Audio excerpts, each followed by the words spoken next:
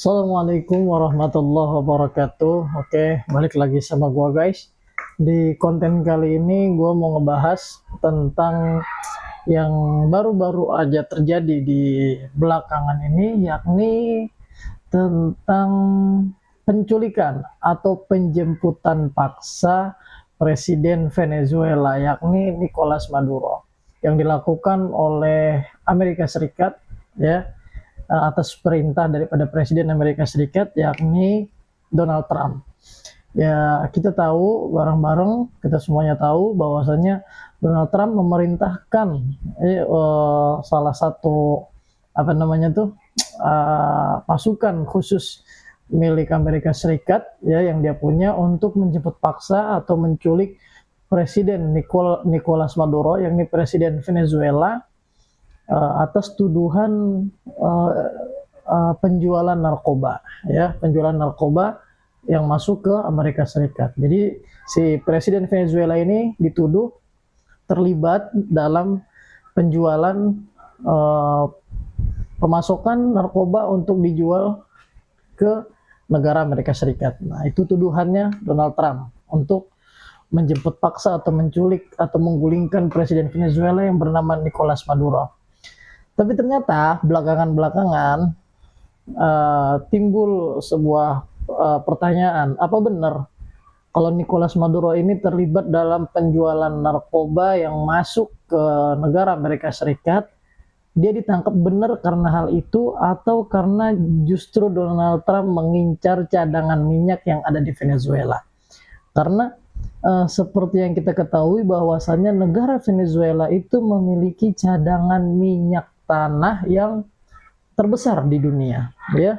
Bahkan pada waktu presiden sebelum Nicolas Maduro, yakni masa kepresidenan Hugo Chavez, seorang revolusioner dari Venezuela yang ternyata kedepannya dia bisa menjadi presiden di Venezuela, di negara tersebut, di tahun 2007 khususnya, itu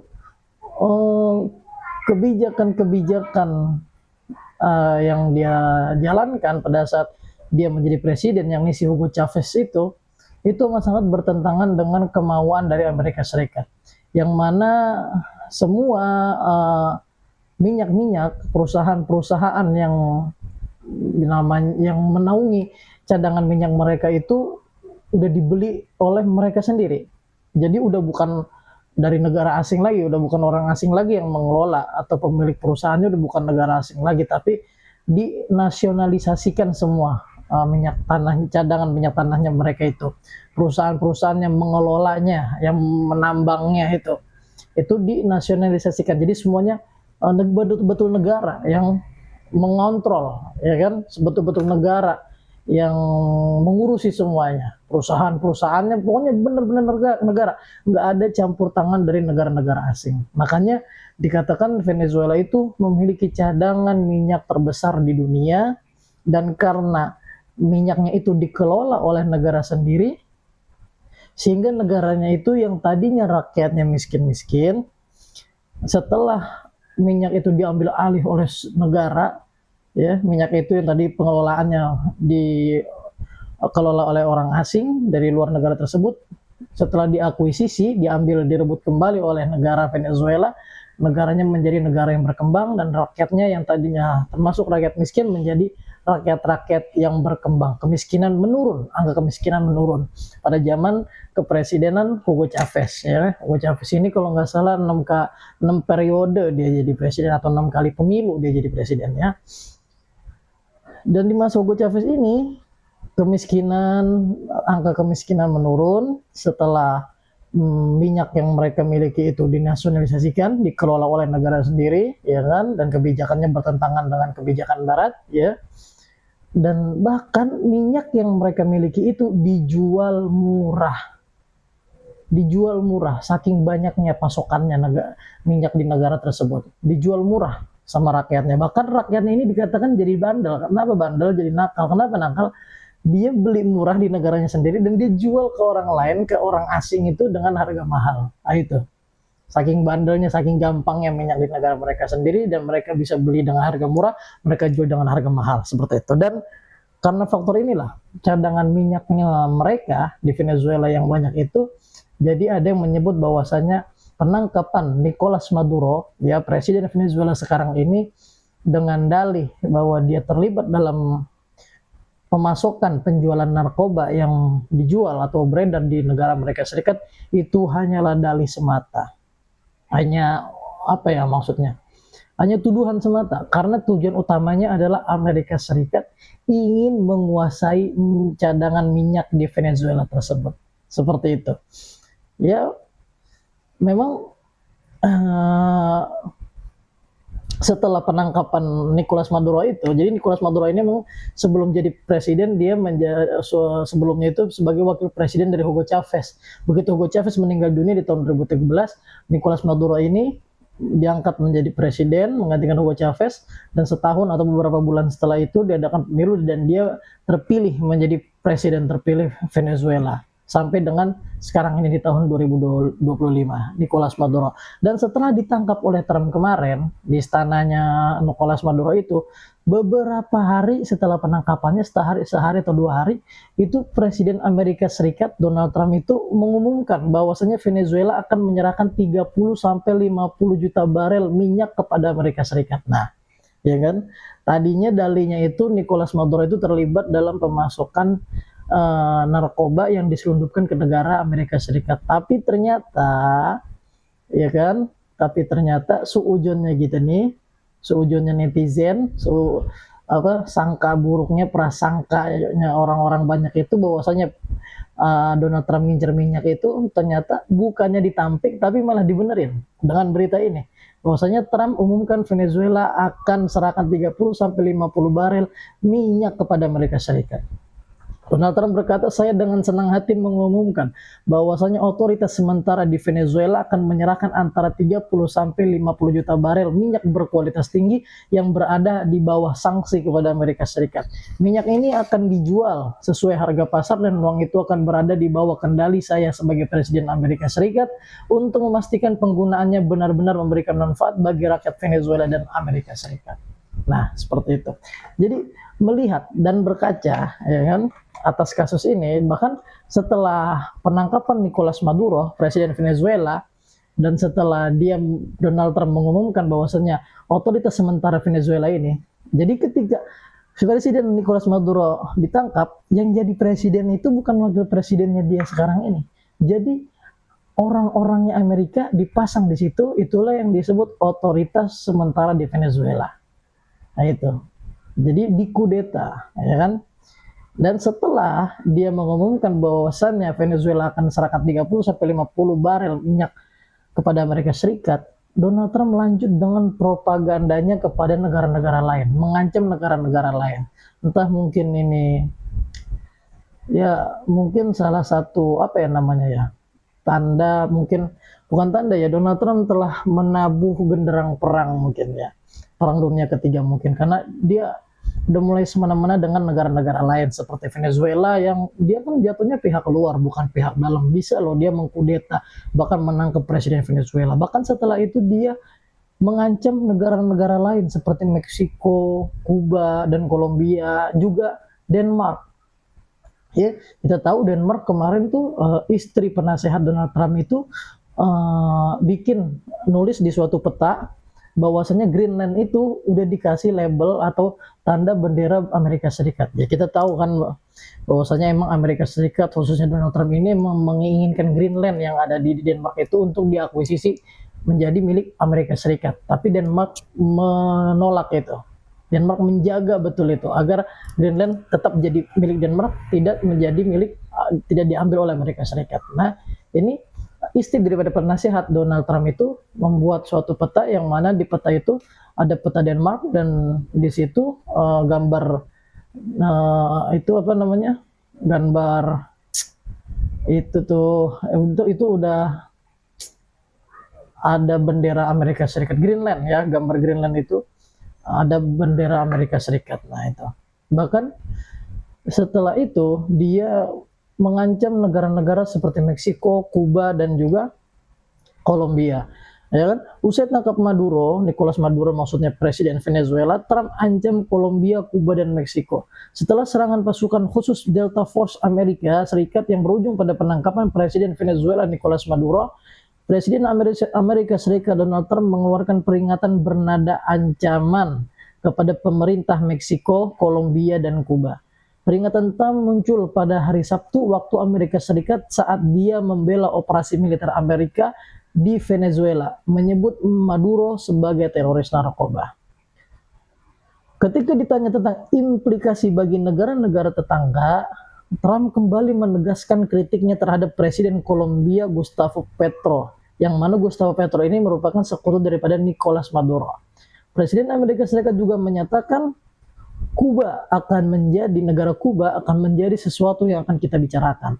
Ini sangat mirip dalam arti bahwa kita ingin membantu rakyat Kuba, dan dia mengklaim bahwa Washington ingin membantu rakyat dari negara Kuba yang dia sebut gagal, mirip dengan Venezuela. Jadi nih ya, ini juga buat Indonesia nih ya, khususnya buat Indonesia, kayaknya harus deh rakyatnya itu disejahterakan. Biar apa? Biar rakyatnya itu jangan kebanyakan demo, jangan kebanyakan nuntut kesejahteraan, yang mana nanti hal ini menjadi celah untuk ada campur tangan Amerika Serikat.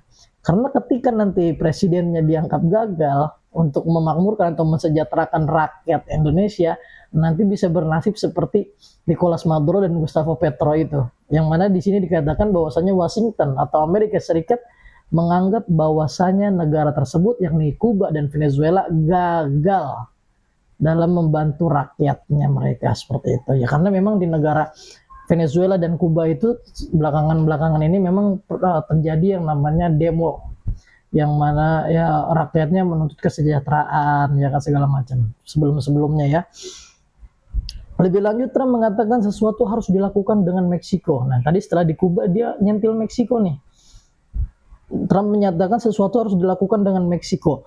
Mereka, yakni kartel, mengendalikan Meksiko. Kartel, yaitu kartel itu gembong-gembong narkoba mengendalikan Meksiko. Saya telah bertanya kepadanya berkali-kali, yakni kepada Presiden Meksiko, apakah Anda ingin kami menumpas kartel-kartel itu, kata Donald Trump. Dia mengklaim bahwa kartel narkoba secara efektif mengendalikan negara itu dan bahwa Presiden Claudia Sheinbaum Pardo takut pada mereka. Jadi Donald Trump mengklaim bahwasanya negara Meksiko itu dioperasikan oleh kartel-kartel narkoba, atau mata pencarian negara tersebut itu ya dengan berjualan narkoba, ya kan, bekerja sama dengan kartel-kartel narkoba. Bahkan dikatakan bahwa Presiden Meksiko itu takut dengan kartel-kartel narkoba tersebut ya. Dan kepada kepada Kolombia, Trump juga mengatakan bahwasanya Kolombia memiliki pabrik kokain, dia memiliki pabrik tempat dia membuat kokain, dia harus berhati-hati, ya kan? Jadi si Kolombia ini difitnah atau dikatakan oleh Trump bahwasanya memiliki pabrik kokain, di mana orang-orang Kolombia itu membuat kokain, dan orang-orang Kolombia atau presiden-presiden pemerintahan Kolombia itu harus berhati-hati. Itu nada ancaman yang diberikan oleh Donald Trump kepada Meksiko, Kolombia, dan Kuba, juga Denmark ya, yang mana Denmark pengen diambil Greenlandnya. Dan ternyata atas semua yang udah terjadi semua ini nih, si Amerika Serikat itu mengundurkan diri dari 60 organisasi dunia, yang mana dikatakan bahwasanya bahaya kalau sampai organisasi dunia, sebanyak 60 organisasi dunia Amerika Serikat undur diri. Karena apa? Karena kalau memang udah benar-benar terjadi hal seperti itu, yang bisa menghentikan otoriternya Amerika Serikat yang caplok sana caplok sini itu hanyalah sebuah peperangan. Itu dikatakan seperti itu. Makanya nggak salah atau bukan nggak salah ya bahasanya ya. Inilah jawaban ketika kita kemarin bertanya-tanya kenapa Donald Trump mengubah menteri pertahanannya menjadi menteri peperangan, ya kan, Departemen Defense menjadi Departemen of War gitu kan, Departemen Pertahanan menahan, ini menjadi Departemen untuk perang. Ya ternyata ada agendanya ya seperti ini. Dan jangan kaget, meskipun Donald Trump baru menyebut beberapa negara seperti yang 4 tadi, yakni Denmark, Kuba, Meksiko, dan Kolombia, tapi kita jangan santai-santai aja. Mengapa demikian? Karena kalau kita lihat latar belakangnya negara Venezuela ini, itu rada-rada mirip dengan Indonesia. Dan Indonesia itu bisa bernasib sama seperti Venezuela, ya kan? Negaranya diambil, atau presidennya diculik, ya kan? Mengapa demikian? Karena Indonesia punya semua syarat untuk bernasib sama seperti Venezuela. Apa saja itu? Yang ini Venezuela memiliki cadangan minyak terbesar di dunia. Sementara Indonesia memiliki nikel terbesar di dunia. Gas alam, jalur laut strategis global, sama-sama negara kaya akan sumber daya, ya kan? Bahkan waktu itu, Bapak Gatot Nurmantio masih menjabat Panglima Tentara Nasional Indonesia, itu beliau pernah berbicara di acara di TV One, yakni di Indonesia Lawyers Club, itu beliau mengatakan bahwasanya Indonesia ini kelak akan menjadi rebutan negara-negara asing, akan menjadi rebutan negara-negara adidaya, ya kan, negara-negara besar di Eropa, di Barat, ya kan, ya karena memang kalau kita lihat, kalau kata beliau dulu tuh waktu di TV One di acara Indonesia Lawyers Club itu, ketika kita terbang naik pesawat, kita lihat betapa indahnya Indonesia yang masih hijau, hutan di mana-mana, intinya sumber daya alam itu masih banyak dan bisa apa ya namanya ya, itulah yang bikin negara-negara asing itu, negara-negara luar itu ngiler sama Indonesia. Sebagaimana dulu penjajahan Belanda itu kan sebenarnya yang diincar itu rempah-rempahnya di Indonesia, ya kan? Nah, sama seperti Venezuela itu diincar cadangan minyaknya. Kalau dulu Indonesia juga diincarnya rempah-rempahnya atau mungkin sekarang nikelnya, gas alamnya, jalur strategis globalnya untuk perdagangannya, ya. Karena Venezuela dan Indonesia yaitu sama-sama negara yang kaya akan sumber daya alam. Dan lagi Venezuela memiliki minyak dan emas. Arah kebijakan bertabrakan dengan Barat, ya kan? Maksudnya apa arah kebijakan bertabrakan dengan Barat? Jadi dengan punya cadangan minyak dan emas terbesar di dunia Venezuela ini, tapi dia arah kebijakannya bertabrakan dengan Barat. Maksudnya apa? Yakni arah kebijakannya itu berbeda, bertentangan dengan nilai, kepentingan, dan standar yang dimiliki atau yang dianut oleh negara-negara Barat seperti Amerika Serikat dan Eropa. Itu bertentangan dengan dua negara itu. Gak mau ngikutin dua negara itu banget. Ada artian gak tunduk gitu dengan dua negara itu, Amerika Serikat itu, ya kan. Dan sementara Indonesia nikel baterai EV, emas, posisi Indo-Pasifik, penentu rantai pasok global, sama-sama berada di radar negara besar. Jadi kekayaan alam di Indonesia ini kelak akan menjadi sebuah bumerang untuk negara Indonesia itu sendiri, ya kan? Dan makanya saya katakan tadi, Indonesia ini memiliki syarat yang sama untuk bernasib seperti Venezuela, ya kan? Makanya dari keterangan yang saya katakan tadi, sumber daya alam yang melimpah ruah itu bagi negara superpower atau yang memiliki kekuatan yang super, semua ini adalah aset global, bukan hanya milik nasional, ya kan? Di peta geopolitik, kekayaan alam bukan berkah netral. Ia adalah magnet, yang mana magnet itu yang sama-sama kita tahu bersama, magnet itu menarik, sifatnya magnet itu menarik, selalu mengundang daya tarikan, ya kan? Venezuela penuh dengan aksi korup. Kalau kita berkaca dengan Venezuela itu penuh dengan aksi korup. Nah pemerintahan kita, korupsi merajalela, jangan ditanya lagi. Masalah sebuah negara jarang dimulai dari luar. Ia hampir selalu berawal dari celah di dalamnya, iya. Jarang dari luar. Masalah di sebuah negara itu jarang dari luar, dia dimulai dari dalam, ya kan? Ya seperti saya bilang, ketika nanti rakyatnya nggak sejahtera dan rakyatnya lebih sering turun ke jalan, demo, kerusuhan, ya kan? Ya, zaman Pak Harto itu ya kita masih terselamatkan, bahasa katanya Amerika nggak terlalu turun tangan. Nah, nggak tahu sekarang ini Indonesia bagaimana ketika nanti terjadi kekacauan di dalam, masyarakat tidak sejahtera dan turun ke jalan, demo, ya kan, akhirnya di kudeta ternyata ada campur tangan Amerika Serikat. Ya, kita nggak tahu ke depannya seperti apa, karena yang tadi dibilang, aset global atau kekayaan alam itu bukan sebuah berkah netral aja, bukan, tapi itu adalah magnet, ya kan. Jadi nggak menutup kemungkinan kekacauan yang terjadi di dalam itu nanti kelak akan dieksploitasi oleh negara-negara besar seperti Amerika Serikat misalnya, untuk menduduki atau mencaplok negara kesatuan Republik Indonesia kita ini, seperti itu.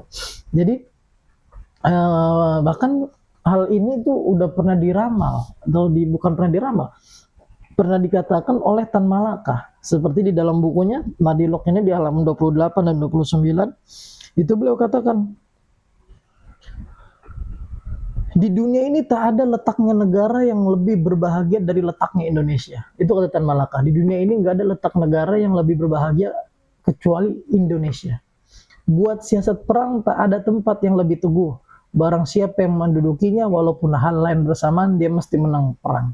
Jadi buat siapapun yang berhasil menduduki Indonesia, ya, dia akan menang perang. Begitu.